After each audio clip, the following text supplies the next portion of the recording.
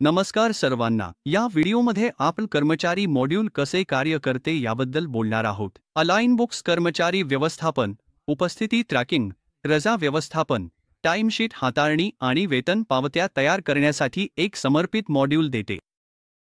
पण या सर्व गोष्टींमध्ये जाण्यापूर्वी आपल्याला काही सेटअप पूर्ण करावे लागतील। त्यासाठी आपण सर्वप्रथम कॉन्फिगरेशनमध्ये जाऊ आणि नंतर HR पेरोल सेटअपकडे जाऊ। आता हा सेटअप 4 मुख्य विभागांमध्ये विभागलेला आहे: वेतन संरचना, कायदेशीर, ओव्हरटाइम आणि उपस्थिती। वेतन संरचना विभागात तुम्ही येथे पाहू शकता, मी आधीच काही घटक जोडले आहे। आता तुम्हाला आणखी घटक जोडायचे असतील तर फक्त प्लस आयकॉनवर क्लिक करा आणि नंतर घटकाचे नाव नमूद करा। उदाहरणार्थ, मी प्रोत्साहनासाठी एक तयार करत आहे। त्यानंतर तुम्हाला एक उपनाम द्यावे लागेल। तुम्ही ठरवू शकता की ते राऊंड ऑफ करायचे आहे की नाही आणि ते संपादनयोग्य असावे की नाही। माझ्या बाबतीत मी होय निवडत आहे। मग तुम्हाला निवडावे लागेल की ते करपात्र आहे का। जर ते करपात्र असेल तर होय निवडा। आता एक पर्याय आहे की हा घटक उपस्थितीवर आधारित आहे का, म्हणजेच कर्मचारी उपस्थित आहे की नाही यावर अवलंबून आहे, म्हणून तुम्ही त्यासाठीही होय निवडू शकता। आणि जर ते उपस्थितीवर आधारित नसेल तर नाही निवडा। जर हे पगारात जोडायचे असेल तर ॲडिशन निवडा। आणि जर ते कपात किंवा फ्लोटिंग घटक असेल तर त्यानुसार त्या पर्यायांची निवड करू शकता। मग तुम्हाला निवडावे लागेल की हा घटक कोणत्या लेजरमध्ये पोस्ट करायचा आहे। मी इन्सेंटिव्ह टू स्टाफ निवडत आहे आणि वेतन पोस्टिंगसाठीही मी इन्सेंटिव्ह टू स्टाफ निवडत आहे। हे सर्व झाल्यावर सेव्हवर क्लिक करा। म्हणून अशा प्रकारे तुम्ही अतिरिक्त वेतन घटक जोडू शकता। मूलतः सॉफ्टवेअर फक्त बेसिक घटकच देते, पण तुम्हाला आणखी घटक हवे असतील तर तुम्ही नेहमीच गरजेनुसार स्वतःचे तयार करू शकता। आता आपण कायदेशीर विभागाकडे जाऊया। जर तुम्हाला ESI, भविष्य निर्वाह निधी किंवा व्हर्च्युअल भविष्य निर्वाह निधीसारख्या गोष्टी सक्षम करायच्या असतील तर तुम्ही ते इथूनच करू शकता। फक्त ESI सक्षम करा आणि तुम्ही त्याचे घटकही या स्क्रीनवरून परिभाषित करू शकता। इथे भविष्य निर्वाह निधीचा पर्यायही आहे। तो लागू असेल तर फक्त तो चालू करा। आणि जर तुमच्याकडे व्हर्च्युअल PF सेटअप असेल तर तुम्ही देखील सक्षम करू शकता। त्याचप्रमाणे तुम्हाला प्रशासन शुल्क आणि समाविष्ट करायचे असल्यास त्यासाठीही एक पर्याय आहे, तो तुम्ही इथूनच सक्षम करू शकता। यानंतर आपल्याकडे कामगार कल्याण निधीसाठीही पर्याय आहे। तो लागू असेल तर फक्त तो टॉगल करा। जर पगारावर वजावट होत असेल तर तुम्ही हा पर्यायही या विभागातून सक्षम करू शकता। आणि अगदी त्याचप्रमाणे तुम्ही इथूनच व्यावसायिक कर सक्षम करण्याचा पर्यायही आहे। आता आपण ओव्हरटाइम विभागाकडे जाऊया। जर तुम्हाला कर्मचाऱ्याच्या पगारात ओव्हरटाइम समाविष्ट करायचा असेल तर तुम्ही फक्त ओव्हरटाइम लागू पर्याय सक्षम करू शकता। त्यानंतर तुम्हाला आवश्यक किमान OTRs नमूद करावे लागतील। मग तुम्ही ठरवू शकता की overtime early in, let out किंवा दोन्हीवर आधारित आहे का। यानंतर आपल्याकडे निगेटिव्ह OTसाठीही पर्याय आहे। म्हणून समजा एखादा कर्मचारी लवकर निघतोय किंवा उशिरा येतोय तर अशा परिस्थितीत आपण प्रत्यक्षात त्या वेळेची कपात त्यांच्या पगारातून निगेटिव्ह ओव्हरटाइम म्हणून करू शकतो। ही सुविधा सक्षम करण्यासाठी तुम्हाला फक्त इथे क्लिक करावे लागेल। आता तुम्हाला हे नमूद करायला सांगितले जाईल की हा निगेटिव्ह OT कर्मचारी लवकर निघाल्यावर, उशिरा आल्यावर किंवा दोन्ही परिस्थितींमध्ये लागू करायचा आहे का। तुम्ही सहजपणे दोन्ही निवडू शकता। त्यानंतर पगारासाठी महिन्याचे कामाचे तास प्रविष्ट करा। कर्मचारी वेतनावर असल्यास महिन्याचे कामाचे तास द्यावे लागतील। ओव्हरटाइम विभागात राऊंड ऑफ करण्याचा पर्यायही उपलब्ध आहे। तुम्हाला ते कसे राऊंड ऑफ करायचे आहे, वरच्या बाजूने, खालच्या बाजूने किंवा प्रत्यक्ष हे निवडू शकता। हे सर्व सेट झाल्यावर फक्त सेव्हवर क्लिक करा। पुढे आपण अदर विभागाकडे जाऊ, जिथे सर्वात पहिले तुम्हाला अटेंडन्स टाइप दिसेल। आता येथे 4 पर्याय आहेत: daily manual, monthly with daily tracking आणि डेली ऑटो। जर तुम्ही दररोज डेस्कटॉपवरून हजेरी मॅन्युअली व्यवस्थापित करण्याचा विचार करत असाल तर तुम्ही डेली मॅन्युअल निवडू शकता। पण जर तुमचे कर्मचारी मोबाईल ॲप्लिकेशन वापरून हजेरी नोंदवत असतील तर तुम्ही डेली ऑटो निवडायला हवे। दुसरीकडे जर तुम्हाला दररोज हजेरी ट्रॅक करायची नसेल आणि सोपी सेटअप हवा असेल तर तुम्ही मंथली निवडू शकता. आणि जर तुम्ही दररोज हजेरी ट्रॅक करत असाल आणि त्याचबरोबर मासिक सारांश देखील ठेवू इच्छित असाल तर मंथली विथ डेली ट्रॅकिंग हा सर्वोत्तम पर्याय असेल. पुढे आपल्याकडे leave deduction based on setting आहे. येथे 3 पर्याय आहेत: अक्चुअल डेज, वर्किंग डेज आणि फिक्स्ड डेज. जर तुम्ही अक्चुअल डेज निवडले तर रजेवरील पगार कपात महिन्यातील एकूण प्रत्यक्ष दिवसांवर आधारित केली जाते. जर तुम्ही वर्किंग डेज निवडले तर सिस्टम एकूण कामकाजाच्या दिवसांवर आधारित प्रति दिवस पगाराची गणना करते. आणि जर तुम्ही फिक्स्ड डेज निवडले तर तुम्ही विशिष्ट दिवसांची संख्या जसे की 30 किंवा 31 प्रविष्ट करू शकता आणि पगार कपात त्या निश्चित संख्येवर आधारित केली जाईल. यानंतर आपल्याकडे सप्रेस वीकली ऑफ ही सेटिंग देखील आहे. आता समजा सुट्टी आहे आणि कर्मचारी त्या सुट्टीच्या अगोदर किंवा नंतर लगेच रजा घेतो. अशा परिस्थितीत तुम्हाला त्या आजूबाजूच्या दिवसांनाही अनपेड म्हणून मार्क करायचे असू शकते. त्यासाठी तुम्ही सप्रेस वीकली ऑफ हॉलिडे हा पर्याय निवडावा लागेल. आणि येथे तुम्हाला absent day before, absent day after, absent day before और आफ्टर आणि अबसेंट डे बिफोर और आफ्टर असे पर्याय मिळतील. तुमच्या कंपनीच्या लिव्ह पॉलिसीनुसार योग्य ते निवडू शकता. जर तुमच्याकडे प्रत्येक महिन्याला पगार प्रक्रिया करण्यासाठी ठराविक तारीख असेल तर ती विशिष्ट तारीख येथे निवडू शकता. आणि जर पगार महिन्याच्या शेवटी तयार केला जात असेल तर तुम्ही फक्त एंड ऑफ मंथ हा पर्याय निवडू शकता. पुढे जर तुमच्याकडे ठराविक आठवड्याचा सुट्टीचा दिवस असेल, उदाहरणार्थ रविवार, तर तो येथे निवडू शकता. त्याचप्रमाणे दुसऱ्या आठवड्याच्या सुट्टीसाठी शनिवार किंवा इतर कोणताही दिवस असेल, संस्थेच्या वेळापत्रकानुसार निश्चित करू शकता. आता टाइमशीट इनपुट मोडबद्दल बोलायचे झाल्यास येथे अनेक पर्याय उपलब्ध आहेत. जर तुम्हाला टाइमशीट तयार करायचा असेल जिथे तुम्ही एकाच वेळी अनेक कर्मचारी निवडू शकता तर मल्टी एम्प्लॉई निवडा. जर तुम्हाला एकाच व्हाउचरमध्ये अनेक तारखांसाठी टाइमशीट तयार करायचे असतील तर मल्टी डेट निवडा.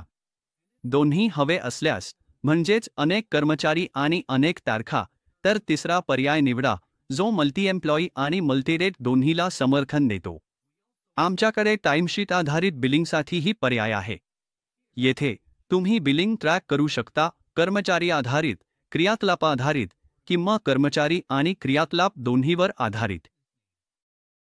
आता समजा कर्मचारी सुट्टीच्या किंवा सणाच्या दिवशी काम करतो तर कसे मोबदला द्यायचा हे तुम्ही ठरवू शकता.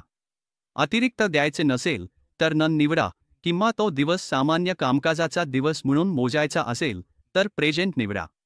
अतिरिक्त वेतन द्यायचे असेल तर ओव्हरटाईम निवडू शकता किंवा अतिरिक्त रजा द्यायची असल्यास लीव्ह निवडू शकता. यानंतर आपल्याकडे पगार पोस्ट करण्याचा पर्याय आहे. जर तुम्ही एकापेक्षा जास्त शाखा व्यवस्थापित करत असाल तर अलाइन बुक्स तुम्हाला शाखेनुसार पगार पोस्ट करण्याची सुविधा देते. पर्यायी तुम्ही मुख्य कार्यालयात केंद्रीकृत पद्धतीने पगार पोस्ट करण्याचा पर्यायही निवडू शकता. आता जर तुम्हाला टाइमशीटमध्ये अतिरिक्त माहितीची गरज असेल तर तुम्ही प्रकल्प, वर्क ऑर्डर आणि साइट यांसारखी ॲट्रिब्यूट्स सक्षम किंवा तयार करू शकता.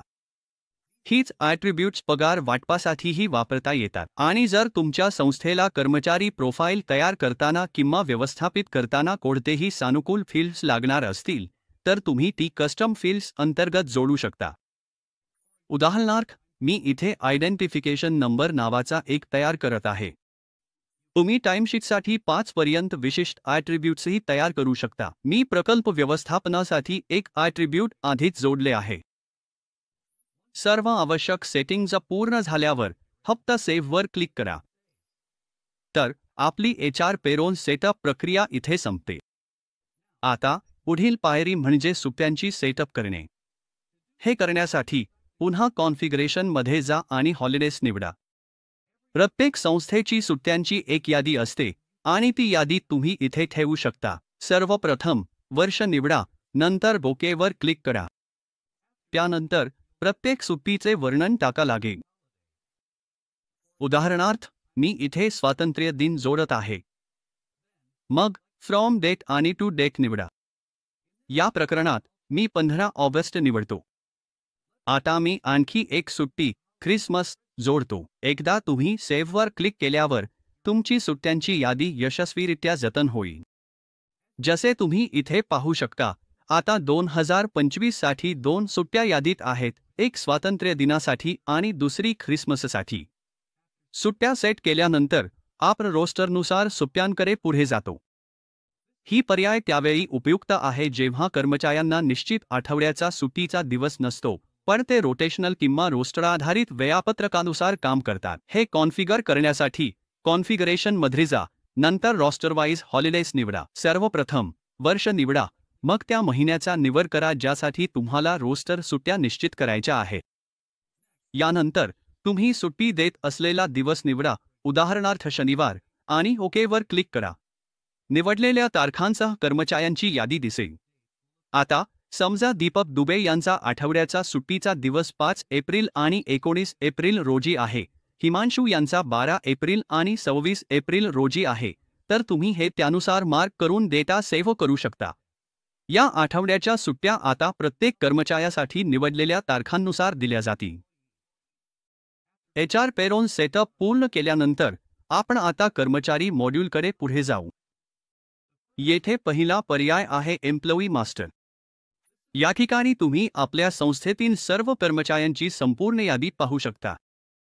जर तुम्हाला नवीन कर्मचारी जोडायचा असेल तर क्रिएट न्यू एम्प्लॉईवर क्लिक करा.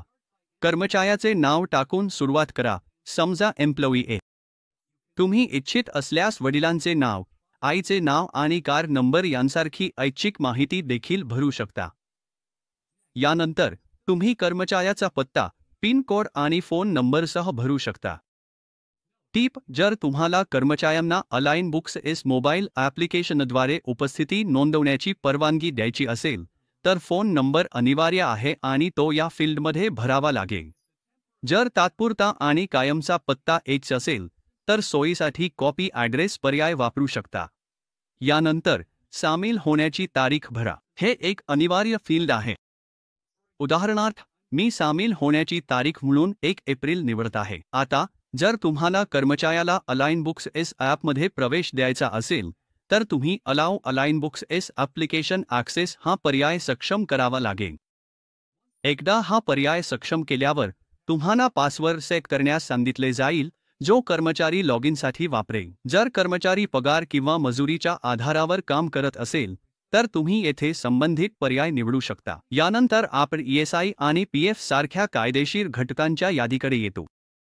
जर कर्मचाऱ्यासाठी ESI लागू असेल तर फक्त ESI चेकबॉक्स सक्षम करा. याचप्रमाणे जर PF देखील लागू असेल तर तोही सक्षम करा.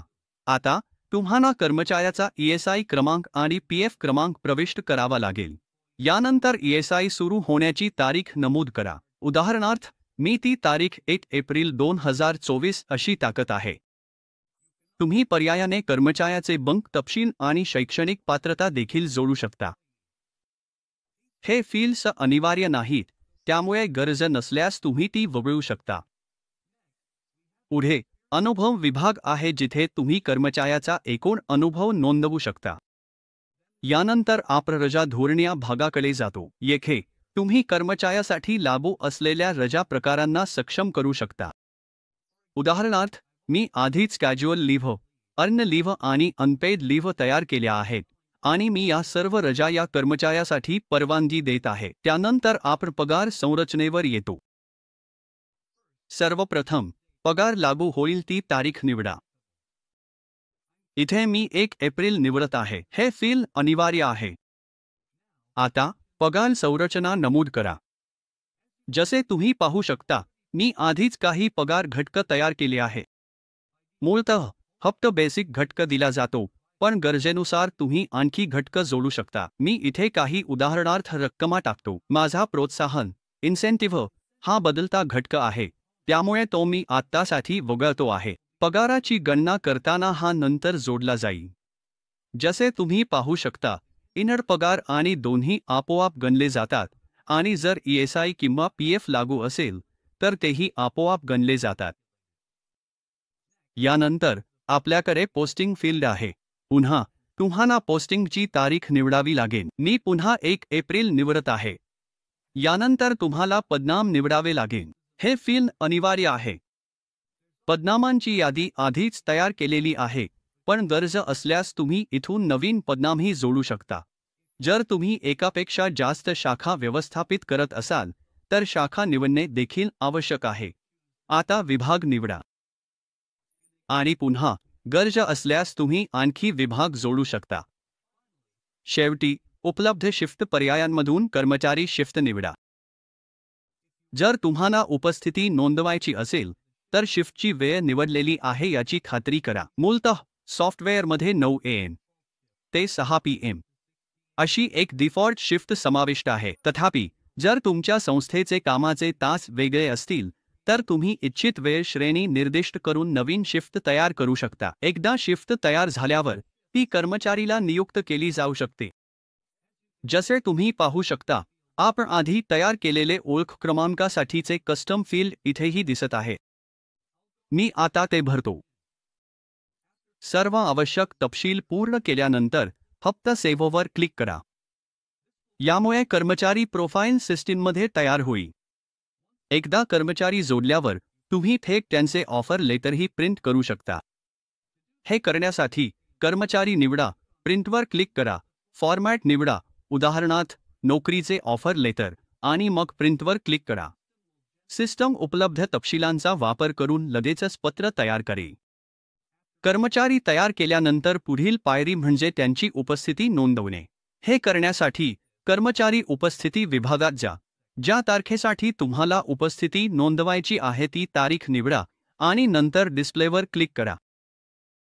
कर्मचाऱ्यांची यादी दिसेल आणि तुम्ही त्यांच्या नावासमोरील बॉक्सवर क्लिक करून उपस्थित कर्मचारी चिन्हांकित करू शकता. जर तुम्ही कर्मचारी मास्टरमध्ये आधीच शिफ्ट वेळा दिल्या असतील तर सिस्टीम त्या आपोआप इथे आणून दाखवेल. सर्व झाले की पुष्टी करण्यासाठी सेव्हवर क्लिक करा. निवडलेल्या तारखेची उपस्थिती तपासण्यासाठी पुन्हा डिस्प्लेवर क्लिक करा आणि सेव्ह केलेली माहिती दाखवली जाईल. तुम्ही अहवालांमधूनही उपस्थितीची नोंद पाहू शकता. ऑल रिपोर्ट्स, मोअर रिपोर्ट्समध्ये जा आणि कर्मचारी उपस्थिती अंतर्गत तुम्ही निवडलेल्या तारखेची तपशीलवार उपस्थिती माहिती पाहू शकता. जर तुमच्याकडे अनेक कर्मचारी असतील आणि तुम्हाला उपस्थिती हाताने नोंदवायची नसेल तर अलाइन बुक्स आयात करण्याचा पर्याय देते. 2 फॉर्मॅट्स उपलब्ध आहेत.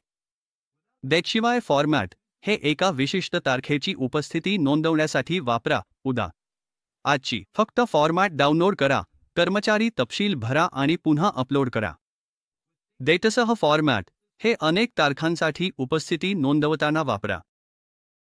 या फॉर्मॅटमध्ये तुम्ही कर्मचारी कोड आणि उपस्थितीची तारीख प्रत्येक ओळीत नमूद करू शकता. शीट तयार केल्यानंतर आयात, इम्पोर्ट वर जा, तुमची फाईल निवडा आणि ओके क्लिक करा. यानंतर प्रणाली आपोआप उपस्थितीची माहिती अद्ययावत करेल.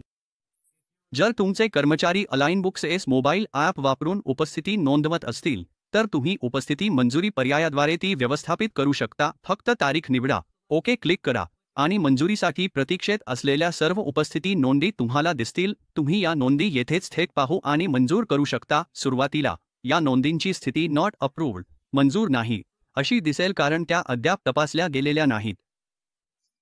एकदा तुम्ही तयार झाल्यावर सेव्ह क्लिक करा आणि स्थिती आपोआप अप्रूव्ड, मंजूर मध्ये अपडेट होईल. आता आपण उपस्थिती दुरुस्तीबद्दल बोलूया.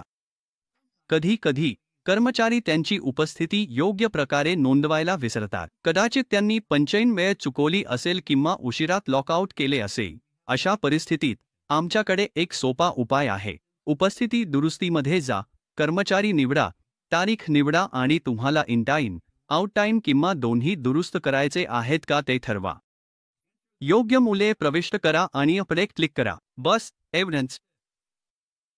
आता उपस्थिती अपडेट झाली आहे. पुढे आपण कर्मचारी दिलेल्या आगाऊ रक्कम किंवा कर्जाच्या व्यवस्थापन प्रक्रियेवर जाऊ. सुरुवात करण्यासाठी आपल्याला एक गुणधर्म ॲट्रिब्यूट सक्षम करावा लागेल. कॉन्फिगरेशनमध्ये जा, नंतर कंपनी सेटअप निवडा आणि फिनान्स निवडा. ॲट्रिब्यूट्स पर्यंत खाली स्क्रोल करा. क्रिएट ॲट्रिब्यूटवर क्लिक करा, नंतर आवश्यक आर्थिक वर्षे निवडा. आवश्यक असल्यास रिक्त मूल्ये, ब्लँक व्हॅल्यूज परवानगी द्या. एम्प्लॉई हे नाव म्हणून प्रविष्ट करा. लिस्ट टाईपमध्ये एम्प्लॉई निवडा. सेव्हवर क्लिक करा.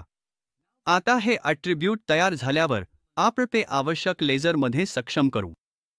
यासाठी फिनान्समध्ये जा, नंतर चार्ट ऑफ अकाउंट्स निवडा. ॲडव्हान्स टू एम्प्लॉई नावाचा लेजर उघडा. ॲट्रिब्यूट्स विभागापर्यंत स्क्रोल करा. एम्प्लॉई ॲट्रिब्यूट सक्षम करा आणि सेव्ह क्लिक करा. हा प्रक्रिया इतर लेजरसाठीही पुन्हा करा, जसे की salaries and wedges, salary payable आणि लोन टू एम्प्लॉई. सर्व पूर्ण झाल्यावर बदल लागू करण्यासाठी रिफ्रेश क्लिक करायला विसरू नका. कर्मचाऱ्यांना दिलेले ॲडव्हान्स नोंदवण्यासाठी फिनान्समध्ये जा, नंतर रिसिप्ट पेमेंट वाउचर निवडा. कॅश किंवा बँक अकाउंटमध्ये पेमेंट मोड निवडा, उदाहरणार्थ HDFC बँक. यानंतर लेजरमध्ये ॲडव्हान्स टू एम्प्लॉई निवडा. दिलेली ॲडव्हान्स रक्कम प्रविष्ट करा, नंतर संबंधित कर्मचाऱ्याचे नाव निवडा. डेबिट निवडा आणि ओके क्लिक करा.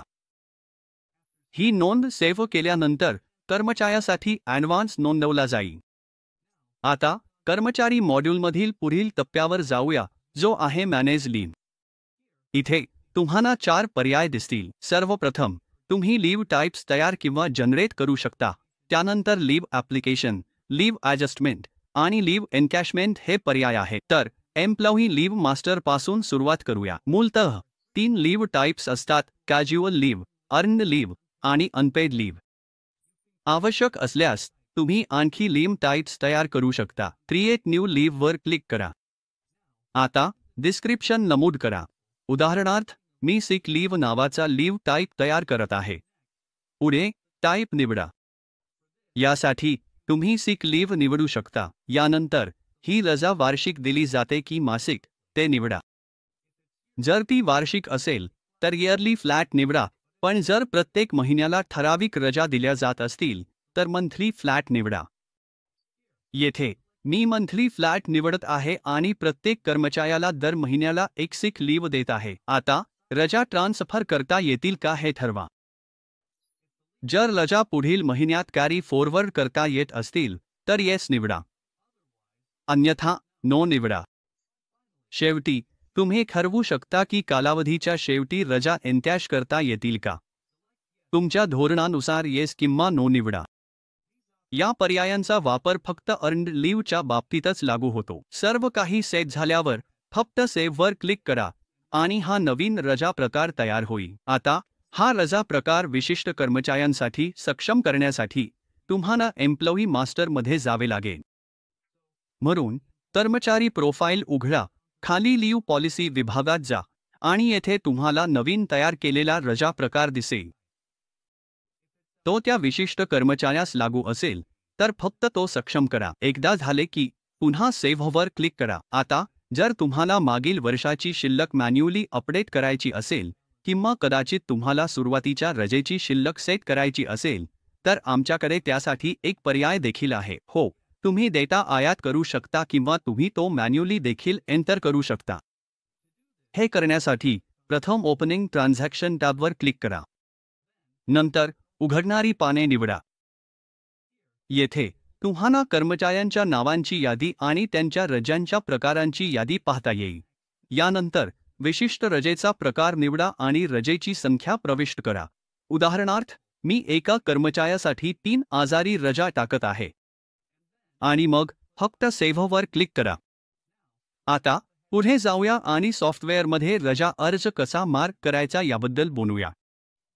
यासाठी कर्मचारी या विभागात जा, नंतर रजा व्यवस्थापन आणि मग रजा अर्ज निवडा. आता आपण प्रथम कर्मचारी निवडू आणि नंतर रजा कोड निवडू. फक्त त्या कर्मचाऱ्यासाठी सक्षम केलेल्या रजेचे प्रकारच येथे दिसतील. जसे तुम्ही पाहू शकता, मी या कर्मचाऱ्यासाठी 4 वेगवेगळ्या रजेचे प्रकार सक्षम केले आहे. मी आता आजारी रजेचा अर्ज मार्क करणार आहे. अलीकडेच मी सुरुवातीचा शिल्लक 3 रजा असा अपडेट केला आहे, त्यामुळे तो इथे आधीच दिसत आहे. आता मी ज्या तारखेसाठी रजा हवी आहे ती तारीख निवडेन. जर कर्मचारी फक्त पहिल्या अर्ध्या किंवा दुसऱ्या अर्ध्या दिवशी रजा घेत असेल तर तेही तुम्ही निवडू शकता. मग रजेचे कारण टाका आणि शेवटी सेव्हवर क्लिक कर. ठीक आहे, पुढे जाऊया. आपल्याकडे रजा अर्जांसाठी मंजुरी प्रणाली देखील आहे. म्हणून समजा कर्मचारी मोबाईल ॲप्लिकेशनमधून आपली रजा नोंदवत आहे आणि तुम्हाला एखाद्या दुसऱ्या व्यक्तीला जसे की व्यवस्थापक किंवा मंजूर करणाऱ्याला ती रजा तपासून मंजूर करायची आहे. यासाठी कॉन्फिगरेशनमध्ये जा आणि नंतर मंजुरी निवडा. तुम्ही एकस्तरीय किंवा दोनस्तरीय मंजुरी कार्यप्रवाह निवडू शकता. इथे मी एकस्तरीय मंजुरी निवडत आहे. यानंतर तुम्ही एक डिफॉल्ट वापरकर्ता नियुक्त करू शकता जो रजा मंजूर करण्यासाठी जबाबदार असेल.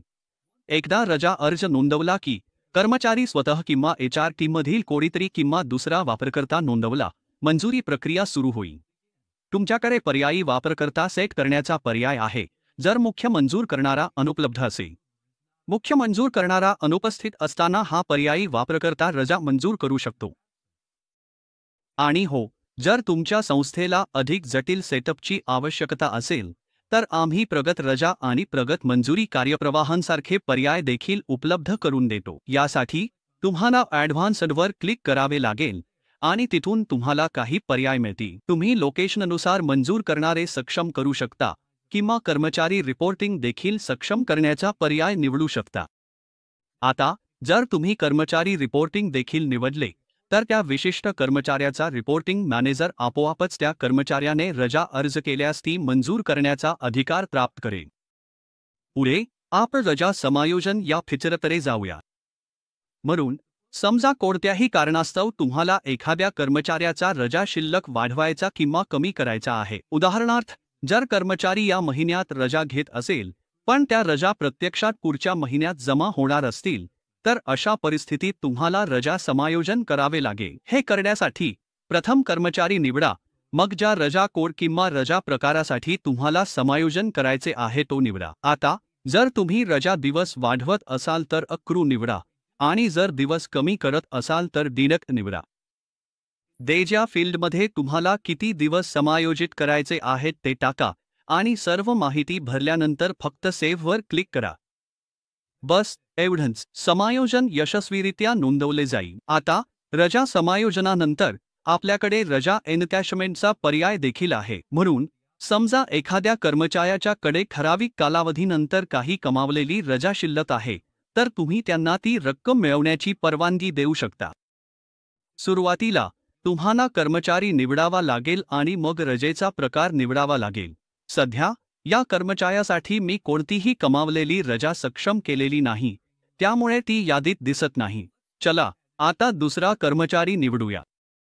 रजा एनकॅशमेंट नोंदीसाठी तुम्ही कर्मचारी निवडाल आणि मग रजा कोड निवडाल. लक्षात ठेवा, फक्त ज्या रजा प्रकारांमध्ये कमावलेली रजा सक्षम आहे त्या यादीत दिसतील. माझ्या बाबतीत मी कंपॉफ रजा प्रकार सक्षम केला आहे. तुम्ही त्या विशिष्ट रजेची उपलब्ध शिल्लक पाहू शकता. मी सर्व 4 रजा प्रत्येकी 1000 दराने एनकॅश करणार आहे. तुमच्याकडे काही विशेष टिप्पणी असल्यास ती दिलेल्या फील्डमध्ये लिहू शकता आणि शेवटी सेव्हवर क्लिक करा. तर हो, अशा प्रकारे तुम्ही रजा एनकॅशमेंटची नोंद करू शकता. आता एक अतिशय महत्त्वाचा भाग म्हणजे पेरोल प्रक्रिया आणि तुम्ही वेतन पावती कशी तयार करू शकता याकडे वळूया. पेरोल प्रक्रिया सुरू करण्यासाठी एम्प्लॉई पेरोलमध्ये जा आणि नंतर मंथली अटेंडन्स प्रोसेस निवडा. येथे तुम्ही ज्या महिन्यावर काम करत आहात तो महिना निवडा आणि मग प्रोसेसवर क्लिक करा. तुम्ही येथे स्थिती देखील पाहू शकता. सध्या मी कोणतीही उपस्थिती किंवा पगार प्रक्रिया केलेली नाही, त्यामुळे स्थिती पेंडिंग म्हणून दाखवली आहे. येथे प्रत्येक कर्मचाऱ्यासाठी नोंदवलेल्या उपस्थितीच्या आधारावर पगारी दिवसांची गणना केली जाते. तसेच जर तुम्ही कोणत्याही कर्मचाऱ्यासाठी ओव्हरटाईम सक्षम केले असेल तर ओव्हरटाईम आपोआप गणना केली जाईल. आता जर तुम्ही आधीच रजा अर्ज नोंदवले असतील तर त्या पगारी रजाही गणनेत समाविष्ट केल्या जातील आणि ज्या दिवसांसाठी उपस्थिती नोंदवलेली नाही ते दिवस अनपेड लीव्ह म्हणून गणले जातील. सर्व काही तपासून झाल्यावर आपण पुढे जाऊन सेव्हवर क्लिक करू आणि अगदी तसंच ही माहिती सिस्टीममध्ये सेव्ह होईल. तुम्हाला हीच माहिती पुन्हा पाहायची असल्यास तुम्ही फक्त डिस्प्लेवर क्लिक करू शकता आणि येथे तुम्ही सेव्ह केलेली सर्व माहिती आणि अद्ययावत स्थिती पाहू शकता, कारण आता उपस्थिती यशस्वीरित्या प्रक्रिया झाली आहे. आता जर तुम्हाला माहिती मॅन्युअली टाकता इम्पोर्ट करायची असेल तर त्यासाठीही आमच्याकडे सुविधा आहे. फक्त इम्पोर्ट फॉर्मॅट डाउनलोड करा आणि मग इम्पोर्ट बटनाचा वापर करून पे डेज थेट अपलोड करा. आमच्याकडे एक अतिशय उपयुक्त फिल्टर पर्याय देखील आहे. म्हणून जर तुम्हाला फक्त एका कर्मचाऱ्यासाठी किंवा एखाद्या विशिष्ट विभागासाठी किंवा शाखेसाठी उपस्थिती प्रक्रिया करायची असेल किंवा पेस्लिप तयार करायचा असेल तर तुम्ही फिल्टर्स वापरून ते मर्यादित करू शकता. मासिक उपस्थिती प्रक्रिया पूर्ण झाल्यावर पुढील पायरी म्हणजे एम्प्लॉई पेरोलमध्ये जाऊन सॅलरी प्रोसेसवर क्लिक करणे. पुन्हा येथे तुम्ही तोच महिना निवडाल. जर तुम्हाला एखाद्या विशिष्ट कर्मचाऱ्याची पगार प्रक्रिया करायची असेल तर तुम्ही फिल्टर वापरू शकता, कर्मचारी निवडू शकता आणि मग प्रोसेसवर क्लिक करू शकता. आता पूर्वी सेव्ह केलेले सर्व पेड डेज इथे दिसतील आणि त्यावर आधारित पगार आपोआप गणना केला जाईल. कर्मचाऱ्यासाठी कोणतीही आगाऊ नोंद केली असेल ती आगाऊ रक्कम एकूण पगारातून वजा केली जाईल, निव्वळ देय रक्कम गणली जाईल. सर्व काही व्यवस्थित दिसत असल्यास पुढे जा आणि सेव्हवर क्लिक करा. तुम्हाला काही बदल करायचा आहे. उदाहरणार्थ तुम्हाला प्रोत्साहन इन्सेंटिव्ह जोडायचे आहे.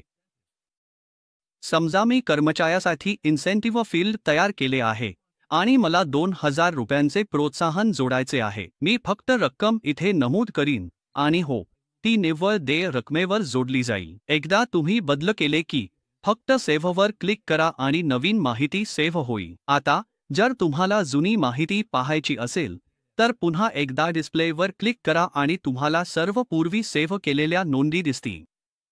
जर तुम्हाला पुन्हा एकदा सुरुवातीपासून प्रक्रिया करायची असेल तर फक्त प्रोसेस आयकॉनवर क्लिक करा आणि नव्याने सुरू करा. इथे एक इम्पोर्ट पर्याय देखील उपलब्ध आहे. म्हणून जर तुम्हाला थेट निव्वळ देय रक्कम किंवा पगार संरचना इम्पोर्ट करायची असेल तर इम्पोर्टवर क्लिक करा, फॉर्मॅट डाउनलोड करा आणि त्याच बटनाचा वापर करून अपडेट केलेली फाईल अपलोड करा. एकदा पगार प्रक्रिया पूर्ण झाली की शेवटचा टप्पा म्हणजे एम्प्लॉई पेरोलमध्ये जा आणि पोस्ट सॅलरी फायनान्स निवडा. आतापर्यंत आपण सर्व प्रक्रिया पूर्ण केल्या आहेत पण अजून कोणतीही आर्थिक नोंद सॉफ्टवेअरमध्ये पोस्ट केलेली नाही. आर्थिक नोंद पोस्ट करण्यासाठी तुम्हाला फक्त पोस्ट सॅलरीवर क्लिक करावे लागेल. म्हणून जेव्हा तुम्ही पगाराची नोंद खात्यांमध्ये पोस्ट करण्यास तयार असाल तेव्हा ज्या महिन्यासाठी आर्थिक नोंद तयार करत आहात तो महिना निवडा. यानंतर जर तुम्हाला शाखेनुसार नोंद पोस्ट करायची असेल तर पुढे जा आणि संबंधित शाखा निवडा. त्यानंतर तुम्हाला नोंद तुमच्या खात्यांच्या पुस्तकात कोणत्या तारखेला दिसावी हे निवडावे लागेल. आता एकदा तुम्ही पोस्ट सॅलरीवर क्लिक केल्यावर प्रणाली आपोआप त्या महिन्यासाठी देय असलेल्या पगाराची लेखा नोंद पास करेल. आधी झाले, पगार आता अधिकृतपणे पोस्ट झाला आहे. पर थांबा, जर तुम्हाला तुमच्या कर्मचाऱ्यांना देय असलेल्या पगाराशी संबंधित अहवाल तपासायचे असतील तर तुम्ही ऑन रिपोर्ट्समध्ये जाऊ शकता आणि नंतर मोअर रिपोर्ट्स निवडा. तिथून तुम्ही सर्व तपशीलवार पगाराची माहिती पाहू शकता. आता आपण पेस्लिप तयार करण्याकडे जाऊया. यासाठी तुम्हाला एम्प्लॉई पेरोलमध्ये जावे लागेल आणि नंतर जनरेट पेस्लिप निवडावे लागेल. ज्या महिन्यासाठी तुम्हाला पेस्लिप तयार करायची आहे तो महिना निवडा. आणि हो, जर तुम्हाला फक्त एका कर्मचाऱ्याचा पेस्लिप पाहायचा असेल तर तुम्ही फिल्टर वापरून ते निवडू शकता. मी एम्प्लॉई 1 साठी पेस्लिप तयार करत आहे. तुम्हाला अनेक फॉर्मॅट पर्याय देखील दिसतील, त्यामुळे तुम्हाला हवा तो निवडा आणि नंतर प्रिंटवर क्लिक करा. अशाच सोप्या पद्धतीने तुमचा पेस्लिप तयार होईल आणि तुम्हाला हवे असल्यास तुम्ही पेस्लिप थेट कर्मचाऱ्याच्या नोंदणीकृत ईमेल आयडीवरही पाठवू शकता. खूपच सोयीचे आहे, बरोबर ना? आता पुढच्या टप्प्याकडे जाऊया, पगार वाढ, सॅलरी अप्रेजल. साधारणपणे जेव्हा कधी एखाद्या कर्मचाऱ्याचा पगार वाढवायचा किंवा त्याचे मूल्यमापन करायचे असेल तेव्हा तुम्ही हे या पर्यायातून नोंदवू शकता. त्यासाठी पेरोलमध्ये जा आणि नंतर सॅलरी अप्रेजलवर क्लिक करा. सर्वप्रथम तुम्हाला इफेक्टिव्ह फ्रॉम तारीख निवडावी लागेल, म्हणजेच ज्या तारखेपासून नवीन पगार लागू व्हावा ती तारीख. उदाहरणार्थ मी 1 मे निवडतो आहे. मग पुढे जा आणि डिस्प्लेवर क्लिक करा. आता कर्मचाऱ्यांची माहिती दिसेल आणि तुम्ही आवश्यकतेनुसार पगाराचे घटक सहजपणे अपडेट करू शकता. एकदा तुम्ही हवे तेवढे रक्कम वाढवल्यावर फक्त सेव्हवर क्लिक करा आणि झाले. आता नवीन पगार लागू झाला आहे. इथे एक महत्त्वाची गोष्ट लक्षात ठेवा, नेहमी खात्री करा की तुम्ही योग्य इफेक्टिव्ह तारीख निवडली आहे. कारण त्याच तारखेपासून नवीन पगार लागू होईल. आणि हो, जर तुम्हाला हे एकाच वेळी अनेकांसाठी करायचे असेल तर अपडेट केलेले पगार इम्पोर्ट करण्याचा पर्यायही उपलब्ध आहे. फक्त एक्सेल फॉर्मॅट डाउनलोड करा, तुमचे बदल करा आणि मग इम्पोर्ट पर्यायाचा वापर करून ते अपलोड करा. आता आपण कर्मचारी खर्च दावा प्रक्रियेवर पुढे जाऊया. म्हणून जर एखादा कर्मचारी कंपनीच्या वतीने काही खर्च करत असेल आणि तुम्ही ते खर्च नंतर परत देणार असाल तर हे सर्व तुम्ही इथे हाताळू शकता. सुरुवात करण्यासाठी एक्सपेन्स क्लेम या विभागात जा. सर्वप्रथम तुम्हाला तो कर्मचारी निवडावा लागेल ज्याने खर्च केला आहे. सिस्टममध्ये आधीच अनेक खर्चाचे प्रकार तयार केलेले आहेत, त्यामुळे इथून तुम्ही खर्चाचा प्रकार सहज निवडू शकता. उदाहरणार्थ, मी कन्व्हेन्स एक्सपेन्स वाहतूक खर्च निवडत आहे. आता पुढे जाऊन कर्मचारीने किती रक्कम खर्च केली आहे ते नमूद करा. हे पूर्ण झाल्यावर फक्त सेव्हवर क्लिक करा. आणि झाले. हा खर्च म्हणजे कर्मचारीने परतफेडीसाठी केलेला दावा आहे. तुम्ही आवश्यक असल्यास खर्च दावा मंजुरीसाठी कॉन्फिगरेशन देखील सक्षम करू शकता. त्यासाठी तुम्हाला फक्त कॉन्फिगरेशनमध्ये जावे लागेल, नंतर अप्रूव्हलमध्ये जावे लागेल आणि तिथून तुम्ही मंजुरी प्रक्रिया सक्षम करू शकता. आता एकदा कर्मचारीने खर्च दावा सादर केला की पुढील पायरी म्हणजे तो मंजूर करणे. त्यासाठी तुम्हाला कर्मचारी खर्च दावा प्रक्रिया विभागात जावे लागेल. इथे तुम्ही दाव्यांची स्थिती पाहून त्यांना फिल्टर करू शकता, जसे की ते प्रलंबित आहेत की आधीच मंजूर झाले आहे. सध्या मी प्रलंबित निवडत आहे. आता एकदा तुमच्यासमोर दाव्यांची यादी आली की तुम्ही कर्मचारीने केलेला दावा निवडू शकता. दावा प्रक्रिया करण्यासाठी फक्त तपशील तपासा आणि नंतर मंजूर केलेली रक्कम प्रविष्ट करा. तुम्हाला हवे असल्यास तुम्ही कर्मचारीनुसारही फिल्टर करू शकता. मंजूर रक्कम प्रविष्ट केल्यानंतर तुम्ही कर्मचारीला पैसे कसे परत करणार आहात हे निवडावे लागेल. म्हणजेच पेमेंटचा प्रकार निवडा. उदाहरणार्थ, मी HDFC बँक निवडत आहे. मग पुढे जा आणि सेव्हवर क्लिक करा आणि बस एवढंच. या प्रकारे कंपनीच्या वतीने कर्मचारी केलेला खर्च परत दिला जातो. आता आपण टाइमशीट फीचरकडे जाऊया. म्हणून जर तुमचा कर्मचारी एखाद्या विशिष्ट ग्राहकासाठी ठराविक तास काम करत असेल तर तुम्ही ते टाइमशीट मॉड्यूल वापरून ट्रॅक करू शकता. हे करण्यासाठी कर्मचारी टाइमशीटमध्ये जा. सर्वप्रथम तुम्हाला शाखा निवडावी लागेल, मग कर्मचारी आणि नंतर तारीख निवडा. आता कर्मचारीने किती तास काम केले किंवा दिले आहेत ते नमूद करा. त्यानंतर हा वेळ कोणत्या ग्राहकासाठी खर्च केला आहे ते निवडा. आवश्यक असल्यास तुम्ही टिप्पण्या किंवा शेरा देखील जोडू शकता. आणि जर तुम्ही टाइमशीट सेटिंग्जमध्ये कोणतेही ॲट्रिब्यूट्स सक्षम केले असतील तर ती देखील येथे दिसतील. तुम्ही संबंधित ॲट्रिब्यूट निवडू शकता. सर्व माहिती भरल्यानंतर फक्त सेव्हवर क्लिक करा आणि अशा प्रकारे तुम्ही टाइमशीट वापरून वेळ नोंदवू शकता. पुढे आपण सेवा समाप्ती प्रक्रियेबद्दल बोलूया. म्हणून जर कोणताही कर्मचारी संस्थेतून बाहेर पडत असेल तर तुम्ही ती प्रक्रिया येथे हाताळू शकता. कर्मचारी निवडून सुरुवात करा, त्यानंतर त्यांच्या राजीनाम्याची तारीख आणि नोटीस कालावधी नमूद करा. समजा नोटीस कालावधी 1 महिना आहे तर रिलीव्हिंग तारीख उदाहरणार्थ 22 मे असेल. तुम्ही जाण्याचे कारण देखील नमूद करू शकता आणि एकदा हे पूर्ण झाल्यावर सेव्हवर क्लिक करा. आता कर्मचारी मॉड्यूलमधील अंतिम पर्याय म्हणजे कर्मचारी शेरा. हे उपयुक्त आहे जर तुम्हाला एखाद्या कर्मचाऱ्याबद्दल अभिप्राय किंवा नोंदी ठेवायच्या असतील. उदाहरणार्थ, मूल्यांकनाशी संबंधित काही किंवा त्यांच्या वैयक्तिक विकासासाठी. म्हणून कर्मचारी शेरा विभागात जा, कर्मचारी निवडा आणि मग हे सकारात्मक शेरा आहे की नकारात्मक ते निवडा. तुम्ही गंभीरतेची पातळी देखील निवडू शकता आणि शेरा विभागात वर्णन किंवा सविस्तर अभिप्राय देऊ शकता. तपशील भरल्यानंतर फक्त सेव्हवर क्लिक करा. या प्रकारे तुम्ही अलाइन बुक्समध्ये कर्मचारी मॉड्यूल व्यवस्थापित करू शकता. आर्थिक नोंदी, रजा व्यवस्थापन, पेरोल प्रक्रिया, वेतन मूल्यांकन, खर्च परतावा, टाइमशीट्स, सेवा समाप्ती प्रक्रिया आणि कर्मचारी अभिप्राय. पाहिल्याबद्दल धन्यवाद.